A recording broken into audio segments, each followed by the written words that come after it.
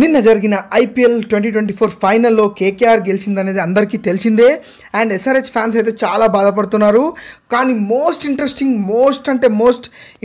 Fact మీకు ఇప్పుడు చెప్తాను.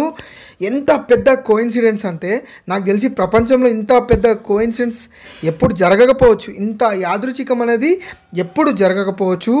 నిన్న జరిగిన ఐపీఎల్ ఫైనల్లో కేకేఆర్ వర్సెస్ ఎస్ఆర్హెచ్లో ఆసీ క్యాప్టెన్ మన Pat Cummins versus Indian captain మన Shreyas Iyer. And Aussie captain toss గెలిచి బ్యాటింగ్ తీసుకున్నాడు. అండ్ అదే టీం 113 రన్స్ కొట్టి ఆల్అవుట్ అయింది ఇన్ 18.3 ఓవర్స్లో. అండ్ ఆ టీం పైన మన Indian captain KKR Shreyas Iyer 8 వికెట్స్తోని గెలిచాడు.